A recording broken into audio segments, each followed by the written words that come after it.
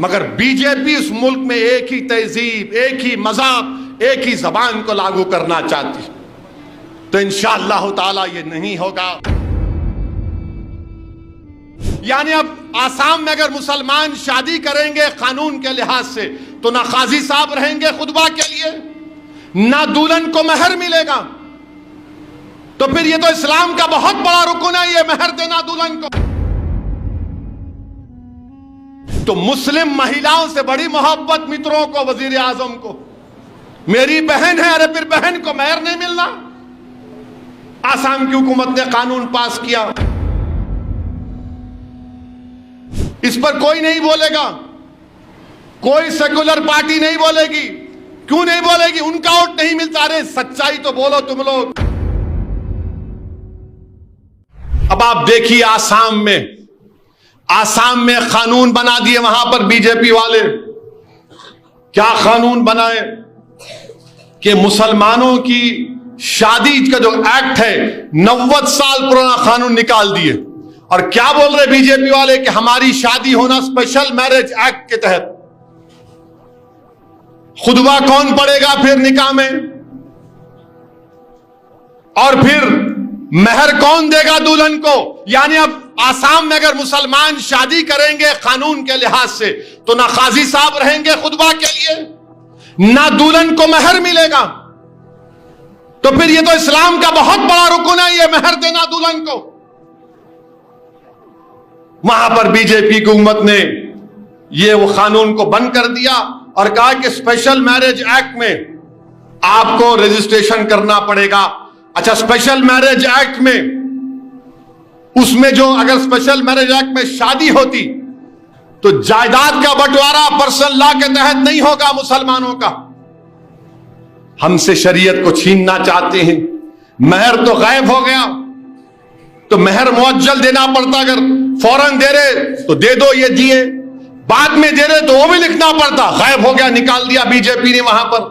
तो मुस्लिम महिलाओं से बड़ी मोहब्बत मित्रों को, वजीर आजम को, मेरी बहन है, अरे फिर बहन को महर नहीं मिलना। आसाम की हुकूमत ने कानून पास किया और आसाम में 51% मुसलमान, 51% मुसलमान टॉप के 20% गरीबों में आते। 51% मुसलमान। और गैर मुस्लिम कितने आते? 1/3 खाली। और गरीबी की वजह से शादी होती। और फिर गवर्नमेंट का डेटा यह बोलता है कि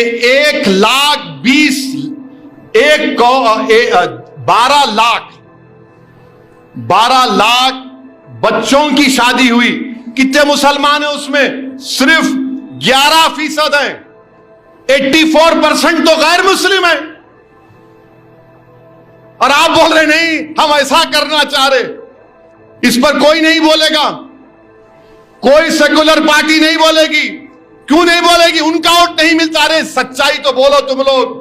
और फिर आसाम में, पूरे मुल्क में अगर किसी के मां के पेट में बेटी है तो अंग्रेजी का लफ्ज है फीटसाइड और इन्फेंटिसाइड की वजह से 1000 बच्चे पैदा होते तो 923 बच्चियां पैदा होती हैं। तो 2036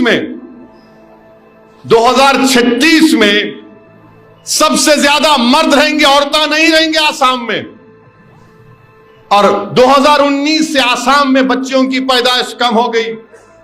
तो अच्छा, और एक चीज, भारत के कानून के लिहाज से अगर कोई चाइल्ड मैरिज होती है तो शादी वॉइड नहीं होती। अंग्रेजी का वर्ड है वॉइड, यानी शादी नहीं, वॉइडेबल है।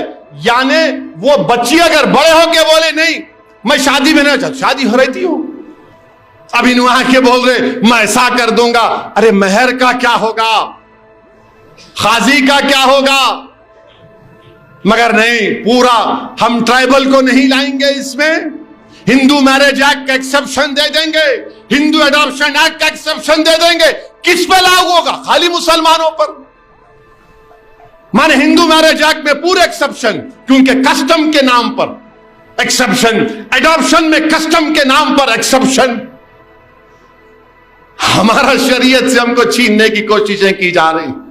बहरहाल मेरे अजीज दोस्तों और बुजुर्गों, मुझे यकीन है कि इंशाअल्लाह ताला हम इस दीन पर फख्र से चलते और फख्र से चलेंगे इंशाअल्लाह ताला। ये दीन हमारा है। कोई बहुत कर लिए, रशिया कर लिया, रशिया कम्युनिज्म था, मदरसे बंद कर दिए, तो तहखानों में बच्चों को बिठाकर हुफ्फाज बनते थे। ना स्टालिन का रशिया दीन इस्लाम को खत्म कर सका, ना चंगेज खान हलाकू ने इस्लाम को खत्म करने की कोशिश की। अब इन आए हैं बीजेपी के लोग, नहीं हम इस्लाम में रिफॉर्म लेकर आएंगे। अरे तुम रिफॉर्म नहीं लाना चाहते हो, तुम हिंदुत्व को लागू करना चाहते हो। तुम भारत की तहजीब क्या है? इसकी भारत एक ऐसा मुल्क है जहां पर लोग कई मजहब को मानते हैं, कोई खुदा को भी नहीं मानते। यह मुल्क ऐसा है जहां पर एक जबान नहीं हजारों जबानें बोली जाती।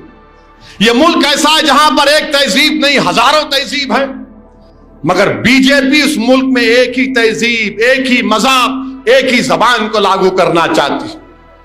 तो इंशाअल्लाह ताला ये नहीं होगा।